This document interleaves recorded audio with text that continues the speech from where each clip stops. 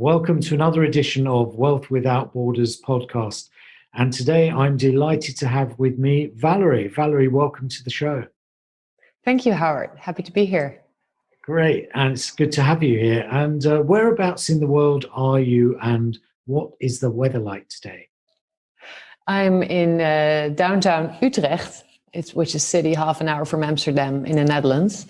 And it's pretty gray outside. It's typical Dutch autumn. Yeah.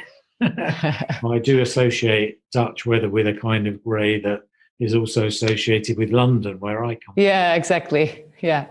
Okay, great. So for those of you who don't know Valerie Hoeks is a seasoned sinologist, and she supports management teams throughout intercultural integration processes in post-M&A and JV scenarios, in finding strategic and practical alignment among managers. And today's podcast title is Breaking the Wall of Assumption to Build a Force of Understanding. So it sounds absolutely fascinating. I'm really looking forward to this. And as you know, Valerie, it's 8 questions in just 8 minutes. I do have a little stop clock and I will try my best to give you the time between each question. So are you ready to begin? Yes, ready to rumble. Fantastic. So 8 minutes to go. Question number 1, who's your ideal client? Well, our ideal client is basically a high-end technology provider with a proven track record cross-border, for instance, an environmental technology provider. And the firm has recently been taken over by a Chinese firm, or they entered a joint venture with a Chinese counterpart. And the moment I come in, it's when the contracts have been signed, the deal is done, expectations are extremely high on both sides. And the takeover partner has a lot of experience internationally, but operates from a Chinese point of view. And the CEO and his team in Europe, sometimes even the founder of the firm, all of a sudden has to deal with Chinese management. And they often have very different views upon the company's strategy and operation.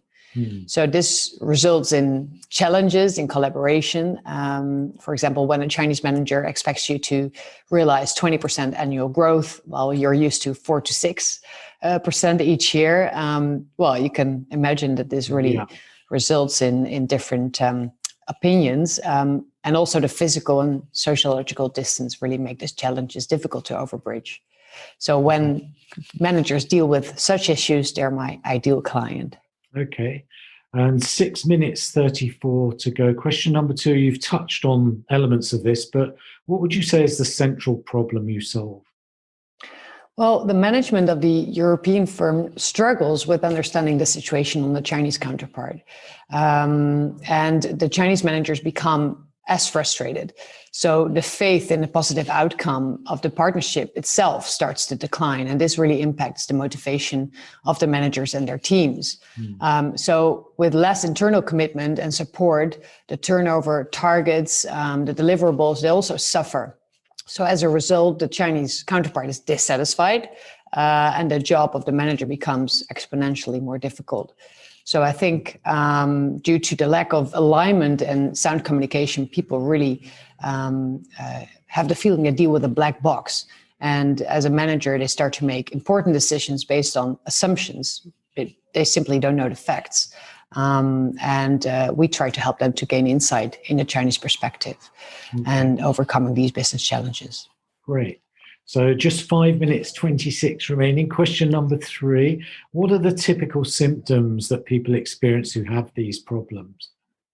Frustration, that's for sure. And also disbelief about what is happening and how it's possible that their Chinese counterpart does not understand them while sending them a lot of emails explaining about an issue over and over again. But also the frustration can really be killing. Sometimes I enter a firm and I really sense the negative impact of the situation on managers and the teams. They've become skeptical towards their Chinese counterparts. They make jokes out of serious issues. And in some cases, they even shrug their shoulders or even leave the firm. So, and the third element is really distrust towards the Chinese partner. They start feeling that they're not striving for the same goals, but they feel checked upon rather than supported by their Chinese managers. And well, this is really the bad scenario. Yeah, absolutely. Triple threat. Exactly. 22 remaining. Question number 4. What are the common mistakes that people make when they're trying to solve this problem by themselves? Well, we simply tend to stick to our perspective. For example, it often happens that earlier agreements are discussed again as if nothing ever was signed. And we believe a deal is a deal, but we tend to forget that in China, a deal is subject to a changing environment, right? So that allows them to reopen discussions. And this is a really different perspective we just have to deal with. So if a Chinese stakeholder may all of a sudden have different priorities, not willing to invest as was agreed upon before, this is something you have to rediscuss. And we tend to refer to earlier agreements, write long emails, explaining why something is not possible, or we escalate it to top management and the CEO thumps the table, becomes angry. But we do this without knowing anything about what has caused the change of strategy, without asking any question whatsoever about the situation in China. So that is really, in my eyes, a mistake people make. Yeah. Very common. I've come across that many times. Yeah, I believe so. Over 3 minutes to go, Valerie. Question number 5. What's one valuable free action that people checking out the show can implement that will help them solve some of that problem? Well, I believe communication is the make or break of Chinese collaboration. So without a structural communication setup, all efforts taken prior to this step may be lost. So this setup is for free, right? So to better understand the interests of your Chinese counterpart and related parties, and together and maintain support for your proposals, it's really crucial to ask the right questions and read between the lines. Yeah. So the title of this podcast is called Breaking the Wall of Assumptions to Build a Force of Understanding. And that basically says it all. You can break through that wall. The only thing you need is time to establish a connection and a true effort of mutual understanding. So especially in these times, we cannot travel, pick up the phone, use WeChat, Zoom, anything but mail to connect. And I always help my clients to prepare like 10 questions to really start understanding the situation in China. Great. Just 1 minute 56 remaining. Question number 6. What's one valuable free resource you can direct people to that will further help them once they've done that communication? Well, I believe awareness of the different perspectives is really the first step towards successful collaboration. And the Chinese perspective was built over hundreds of years. And one of the important figures in that history is Confucius, who lived 500 before Christ. He played and still plays in today's lives a crucial role. So if you learn about the legacy that Confucius left behind, you know that Chinese people are just a small element of a greater whole, and they contribute to higher collective ambitions. And you will also be able to understand the hierarchical society and the Chinese leadership styles.